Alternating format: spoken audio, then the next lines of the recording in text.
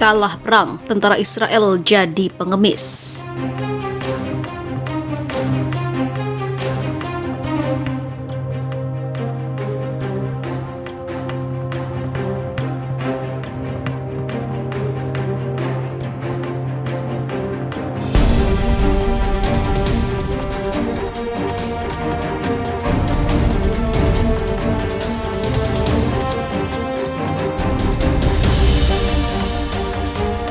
Tentara Zionis Israel mengeluhkan kondisi perekonomian mereka yang semakin sulit dalam sebuah buku diary seperti diberitakan TV Channel 2 berbahasa Ibrani. Buku diary itu sedianya diserahkan kepada Perdana Menteri Israel. Dalam buku digambarkan bahwa para tentara bayaran yang kalah perang itu mengalami kesulitan hidup, di mana demi mendapatkan sesuap makanan harus meminta-minta dan mengharap belas kasihan orang. Juga dikatakan bahwa hanya sebagian kecil saja dari mereka yang kembali pulang ke rumah setelah turut melakukan perang. Kami seperti orang terlantar, kami bahkan harus mengemis untuk dapat hidup, kami tak punya makanan untuk hari raya, demikian tulis salah satu tentara itu. Tentara berinisial S yang luka karena terkena serpihan rudal RPG saat perang darat di jalur Gaza berharap agar terbitnya buku diary ini dapat mengubah kondisi perekonomiannya.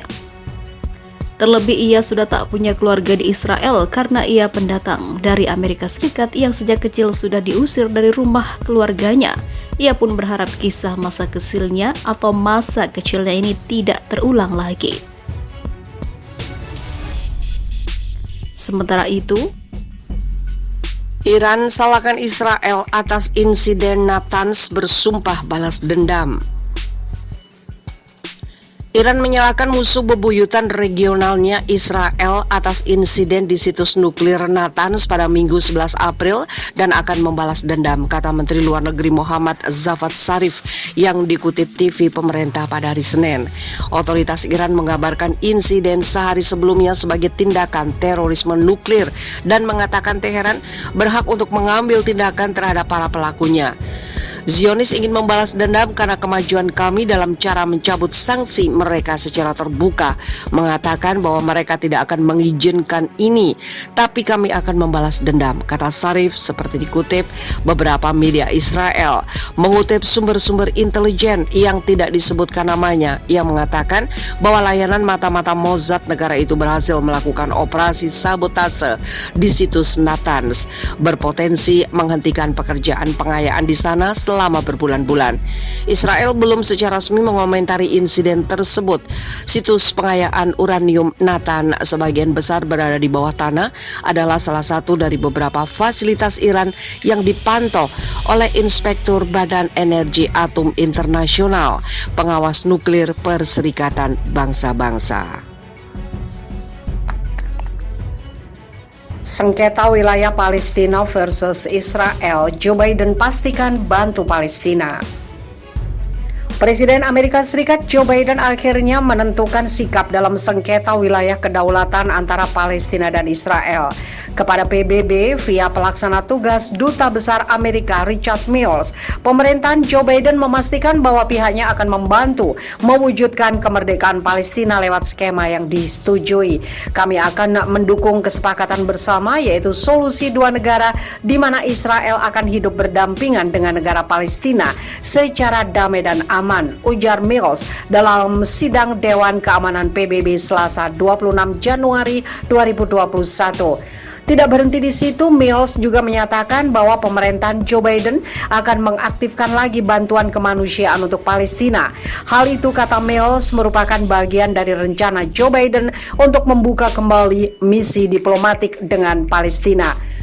Perihal kebijakan normalisasi hubungan dengan Israel yang merupakan peninggalan Donald Trump, Mills memastikan hal tersebut akan tetap ada.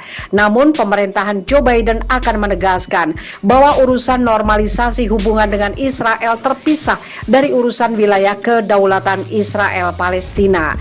Kami akan tetap membujuk negara-negara di Timur Tengah untuk menormalisasi hubungan dengan Israel. Namun, kami tidak akan menganggap sebagai pengganti kedamaian Israel Israel-Palestina, ujar Mill menegaskan. Sebagaimana diketahui, konflik antara Israel dan Palestina telah berlangsung lama. Kedua negara masih berdebat soal bagian-bagian yang masuk dalam wilayah kedaulatan masing-masing. Dalam prosesnya, posisi Israel terhadap Palestina kian kuat, walaupun sejumlah warganya menempati secara ilegal pemukiman di tepi barat Israel berniat mencaplok daerah itu dari Palestina. Palestina menolak karena menurut mereka hal itu tidak sejalan dengan solusi dua negara.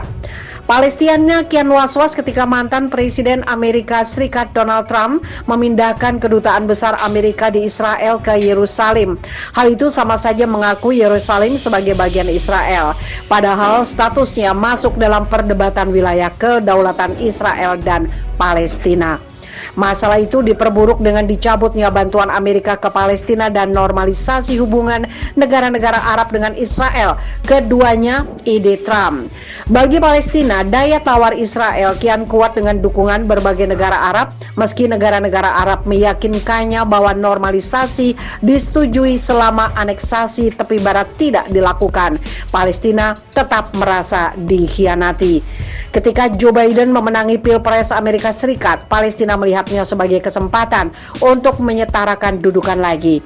Menteri Luar Negeri Palestina mengatakan pihaknya bersedia membuka dialog perdamaian dengan Israel melalui mediasi pemerintahan Presiden Amerika Serikat terpilih Joe Biden.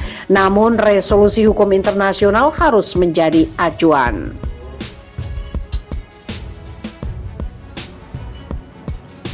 Masjid Strasbourg sumber ketegangan Prancis-Turki. Kerangka beton Masjid Eyüp Sultan di Strasbourg, Prancis Timur telah menjadi sumber banyak keluhan, mulai dari pertikaian partisan sampai ke pertikaian lama antara Islam dan falsafah sekuler yang kuat di negara itu. Keluhan itu juga mencerminkan kekhawatiran semakin besar di dalam Uni Eropa dengan pengaruh internasional Turki yang semakin besar.